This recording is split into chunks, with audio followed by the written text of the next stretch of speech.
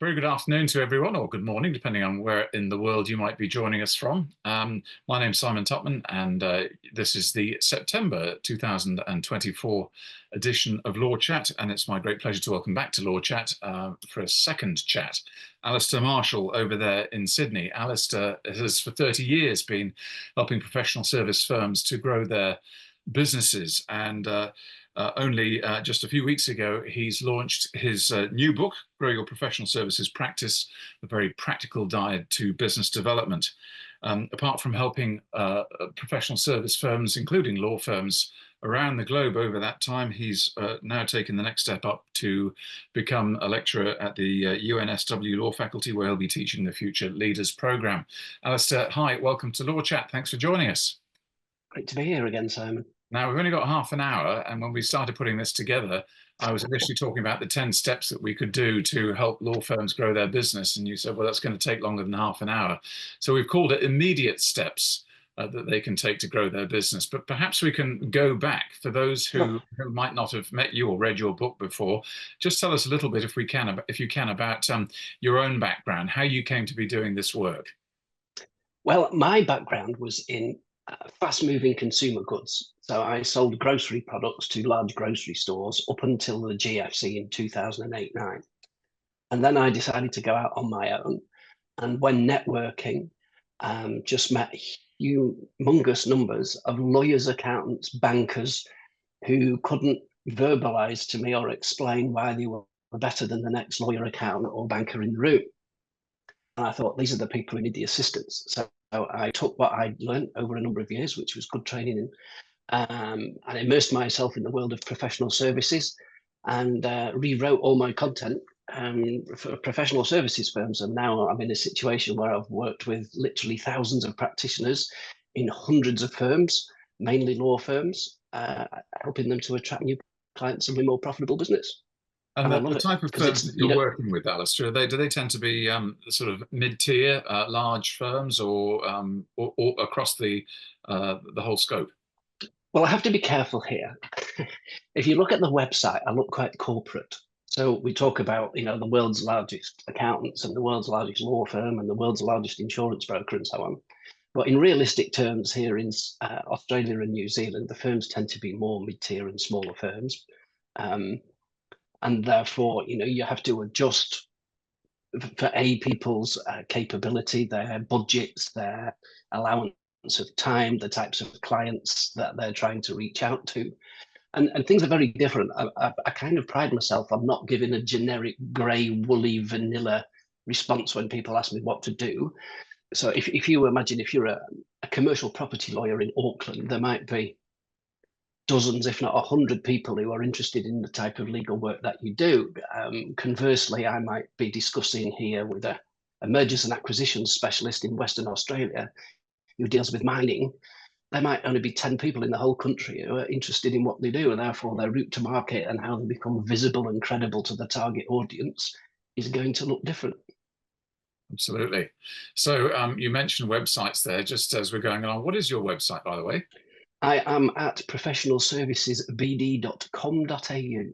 Very good. And while we're talking about websites, I should also mention our sponsors today, Moore Markhams, particularly here in Auckland, and Sam Bassett, their director. Thanks to them, who continue to sponsor the Law Chat series.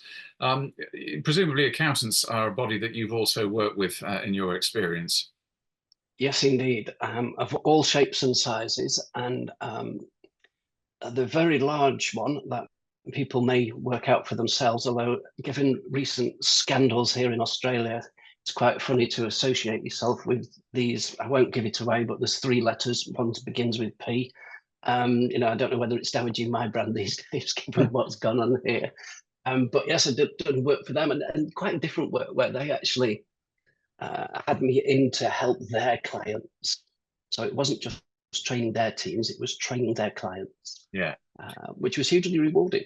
Yeah. Hugely rewarding, and quite an eye-opener. Yeah.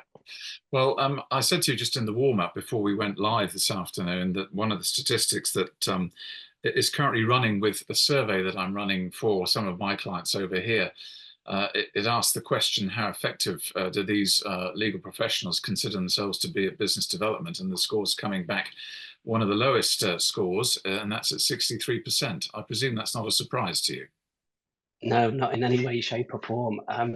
I now have a diagnostic tool at the bottom of my website pages, which people are very free to go and fill in, which gives you 20 of the most common issues found by law firms regarding marketing and business development. And I ask people just to be honest and give me kind of a yes, no, true, false answer. And I see some really low scores. And I have to be honest, the larger firms tend to score better, but that might be just perception rather than reality, that they perceive that they're better at it. But there are lots of low scores. But I have huge empathy. No one really teaches this at law schools, which is why I'm going on to teach what I'm starting next week. So for 15 years, I've been trying to get on the syllabus of law faculties, both in the UK and here. And I'm very relieved that at last now that's going to happen, because I know even years ago when I did my accountancy exams in the mid-80s, no one ever taught me how to win a new client.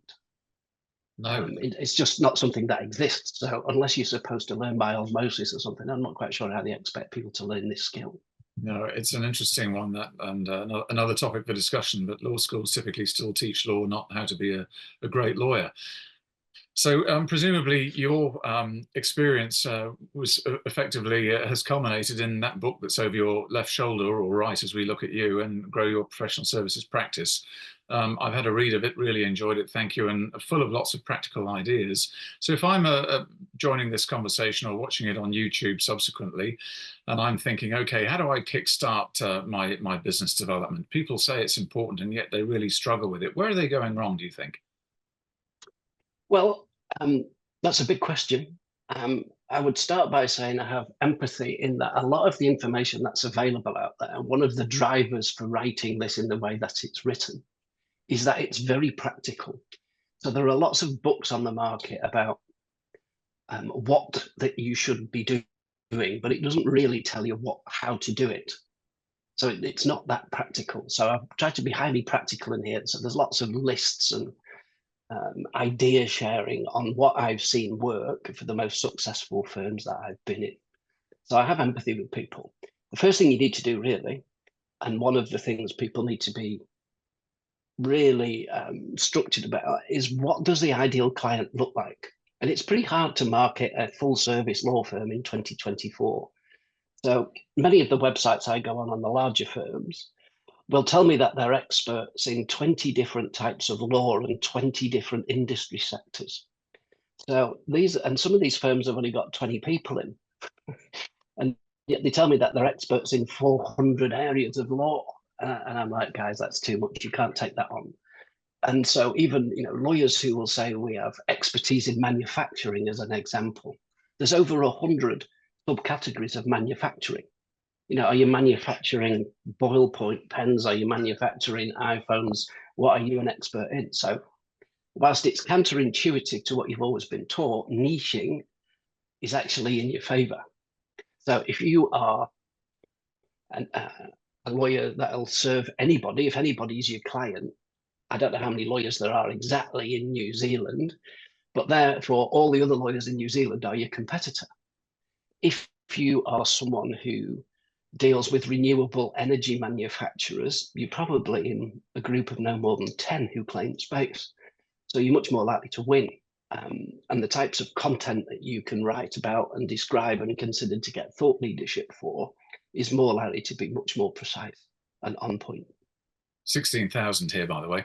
Yeah, there you go.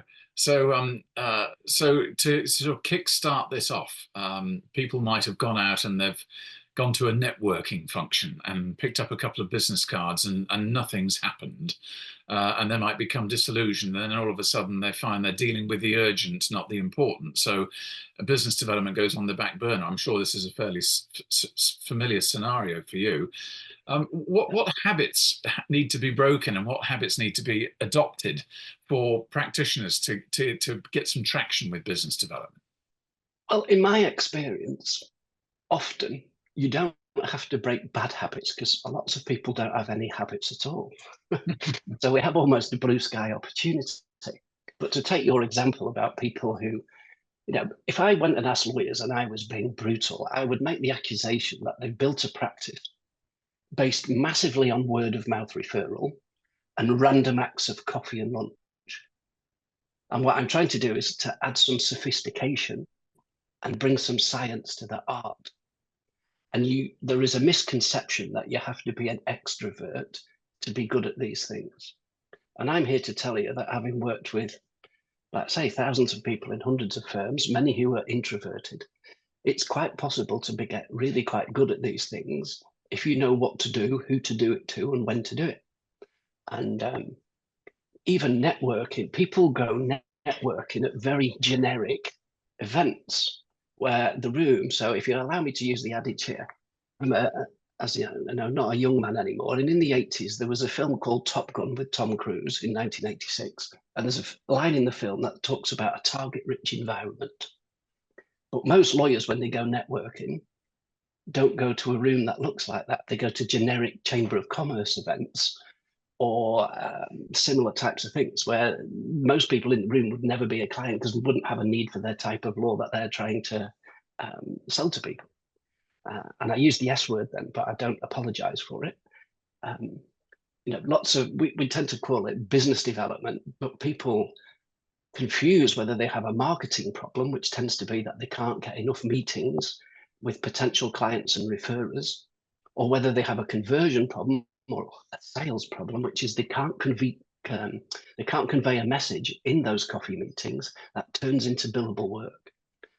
And most law firms actually have the second, the first one. So here we are at 12:10 in Sydney. There will be lawyers out all over the CBD having coffee and lunch with people as we speak. And if I'm, again, being honest, in more than half of those meetings, absolutely nothing will happen as a result because no one's ever taught them what to say when they get there. So they give a history lesson of the firm, and that's not why people buy them. But you'll see lots of lawyers, start with, we've been around 100 years and we've got 6 offices in each of the capital cities and we've got 20 partners, and it just doesn't distinguish them from any of the others, really. And websites are a good place to start. Now, you asked me what behavioral changes they can make. The first thing I would do is actually commit the time. So many people push them back on me and go, Alistair, I'm being asked to do 6 or 7 hours billable a day. I haven't got any time. But I'm here to tell you that if you don't make time, nothing changes if nothing changes. So I tend to say you probably need a minimum of 100 hours a year on business development. So 2 hours a week. I wouldn't use Mondays because Mondays tend to be a reactionary day to what's happened to clients over the weekend. And Monday morning, you get an inbox full of all sorts of requests on your time. I wouldn't choose Friday because people have got one eye on the weekend. And I know that if you try and chase people on a Friday afternoon, you're going to do well to find people who are interested in what you've got to say. So I would pick Tuesday, Wednesday, Thursday. I would pick 2 hours together, probably between 12 and 2. I'd put it in your diary. I'd tell your EA, I'd tell your secretary not to put client work into those 2 hours. And when you go to bed the night before, you've got a 2-hour window to do your BD list. And it may well be for the first hour you write an article. It could well be the second hour. At least you've got time built in to go out from behind your desk and build relationships, because that's all this is, right? People overcomplicate it. It's merely client service multiplied by relationship building. That's all this is. But you have to become visible and credible to the people that you want to be visible and credible to. And to do that, if you have systems, tools, and processes in place, it makes the job a lot easier. And when people get organized, they get more achieved in 3 months than they probably have done in the previous 3 years, just by following a map of how to do things. And so if people go, okay, I've got my 2 hours a week, who do I see in the 2 hours, or what do I do? I would try and prioritize, certainly, existing clients. People tell me they know the clients really well, and I question it. And when I scratch the surface, they'll say, oh, I'll speak to a client every week. And I go, okay, but that tends to be very transactional. You're just talking to them about the project or the instruction that you're working on at the moment. How much do you know about them as people?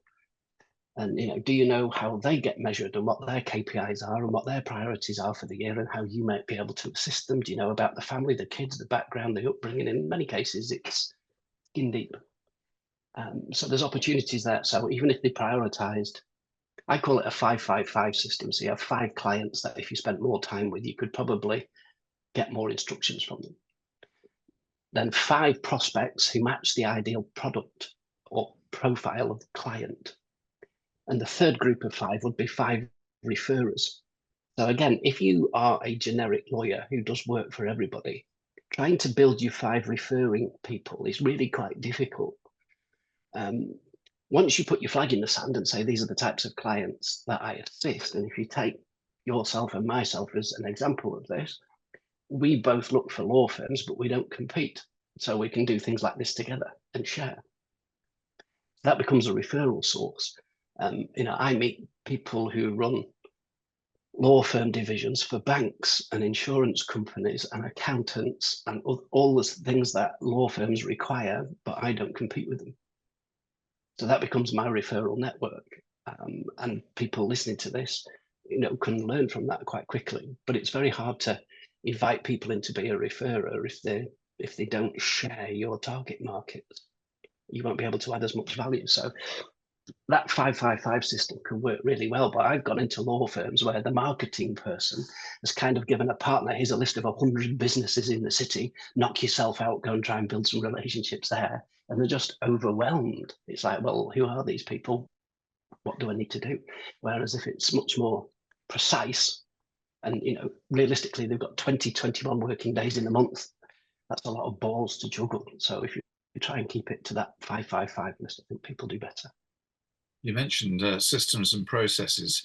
What do you think about the importance of firms actually having a business development culture in the first place, whereby there is training, there's incentives, and allowance made for business development, investment of time, and so on? Well, it will come as no surprise to you that still the vast majority of firms I go to only reward billable hours. And there's kind of it doesn't play out because most people are told that you can't become a partner or director unless you can demonstrate an ability to onboard new clients or attract new client revenues. And yet most people don't reward the activity that makes that happen.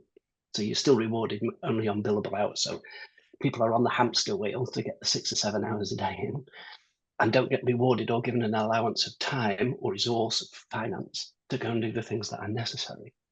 So that's a bit of a miss. And, you'll be familiar as I am, since COVID in the last 3 or 4 years, every day I hear about culture. I think people and culture manager is the most advertised role in Australasia and New Zealand in the last 4 years.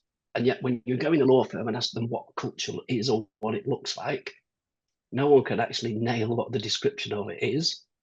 And it's certainly more than putting a few beanbags in the breakout room and all the rest of it. So people tell me, oh, well, our people are super important. And I go, okay, what's your training budget? Training budget? Don't have a training budget. As long as they do the 10 CPD or CLE hours on black and white law, everything's good. And I'm like, well, that's why you turnover or you don't attract the best human talent in the market because there's lots of other things to be considered. And I think the marketing spend is only 1.9% of turnover.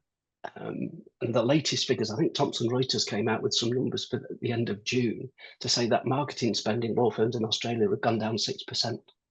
Yet spending on IT and AI gone up 40%. Right, so you have this new shiny thing that everybody wants to go and invest in called AI. But the basics of bringing in the client work at the moment, back burner. Yeah, which is a shame. Although having said all that, the things that work in business development and marketing actually usually don't cost cash. I'm not saying they all don't. So I talk about having 20 routes to market beyond referrals and AdWords to generate inbound leads. And most of those are free. So you have an opportunity cost because it takes time, but you don't actually have to invest cash to get a return in most instances. Also, I should add that in a research piece I did a few years ago, we asked 150 firms in Australia and New Zealand how many hours and how many dollars they invested to win new ideal clients. And they told us. And you look at what the biggest three wastes of money are in a law firm marketing budget, and it's eye-opening because it's what most people spend most of the money on. And yet in the research, they said, we do all this, but it's quite good for rewarding existing clients, but in terms of attracting new ones, it's hopeless.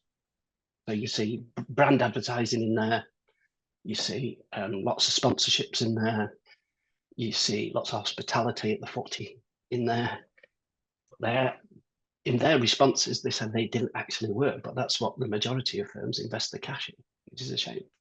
And they're still doing it today. Oh yes, it's the shiny thing. I would get most people to try and. I don't build websites, but that's where I would encourage people to start. Because in your book, you talk about some of the drawbacks or mistakes that firms make on websites. Do you want to just spend a minute or two talking about some of them?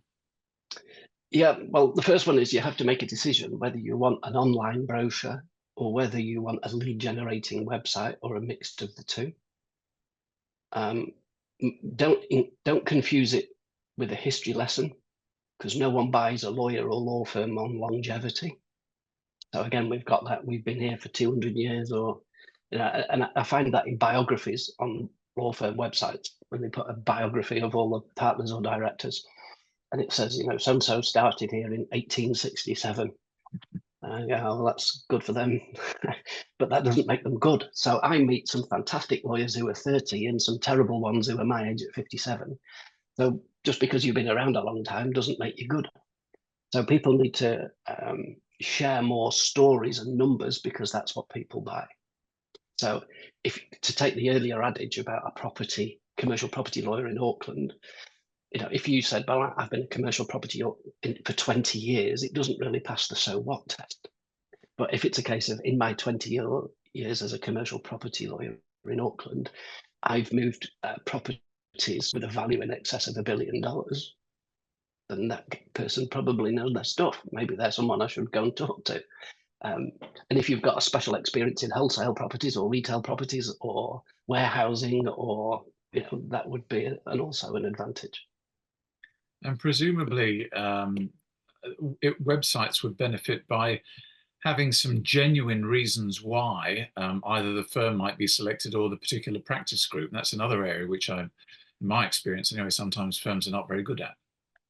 Well, it gets worse in larger firms because you get politics involved. So every head of practice group wants their thing placed up first. And what you end up is, you wanted to create a thoroughbred and you end up with a camel, because everybody puts the bit in and it ends up all a bit generic and it doesn't serve its purpose for anybody, because they try and put too much on. The other thing is it's very focused on them, and it should be about the visitor. Yeah. So I usually say to people, don't start every sentence or paragraph with we, us, our, the name of the firm. It's very dull. I'm not saying you can't use them, and you'll see on mine I do use it, but not every sentence, every paragraph. So it's broken up. And as I say, we get lots of, we'll share our mission and values on there. No one cares. Missions and value statements, and there's a short section in the book about it, is for internal use only. No one really cares about that. And there has to be, anyone can buy traffic. I see lots of law firms spend lots of money on Google AdWords, which drives traffic, but they drive traffic to a website that isn't likely to convert because it doesn't really have any value. And there's no opportunity to capture visitor data. So there's no reason for me to tell you who I am. So I'll go into firms and they go, Alistair, we're really clever. We've done Google AdWords and we get 1,000 visitors a week. And I go, oh, brilliant. How many become paying clients? Come back to you on that one. So there has to be something of value to capture the visitor data. So what are you giving away of value? So we could give a book away or something where people will go, okay, well, I'll tell you who I am. That then goes into the database or database, as you people prefer to call it down here. And so I can continue to educate you over time. So on the day of need in the future, when you need my service, you're more likely to think of me than someone else. So as lawyers, if you walk down Auckland High Street today, or Dunedin High Street, or Invercargill High Street, out of the 100 people that are there, only 3 need a legal service today. The other 97 people aren't interested, they're not looking. So people with a Google AdWords budget go chasing the people who are ready to buy the 3%, and that's quite expensive. But people chase that particularly in business to consumer law, so personal injury, family law, that kind of thing.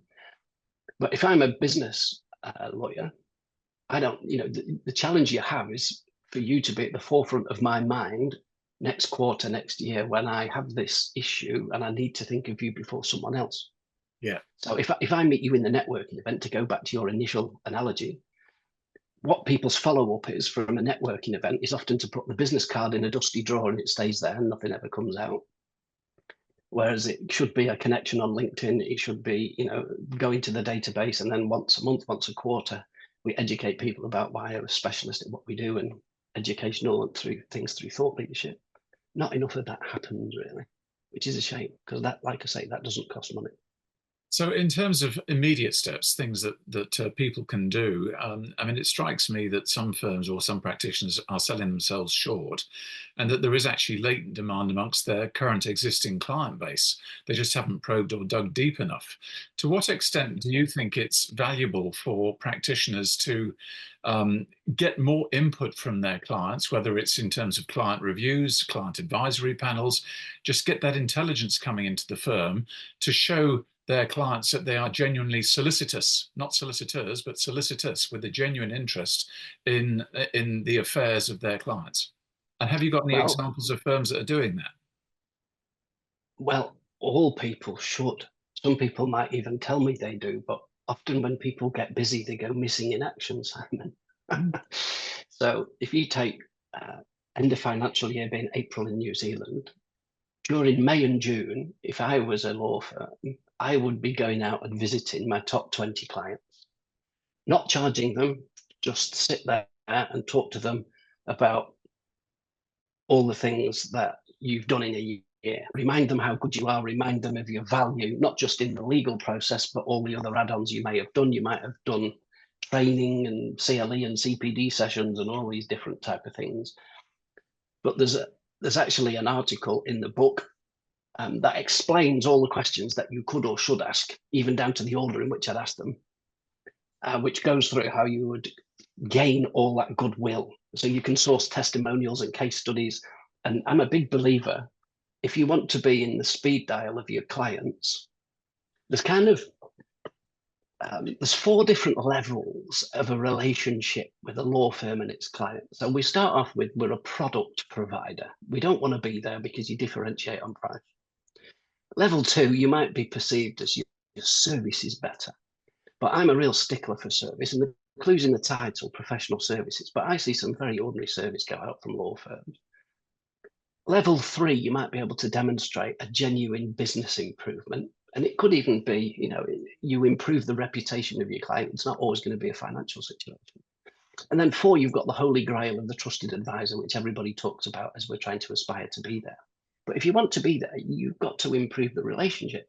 So you need to go, let's assume you would be the CEO of, again, I'll go back to I'm a property lawyer in Auckland. So I go to you and you're a property developer. If you're the general counsel or the CEO, I'd want to know how you get managed in a year. I'd want to know your KPIs. And if you can tell me how you're managing the KPIs, and it may well even be where the KPI is to reduce external legal spend this year.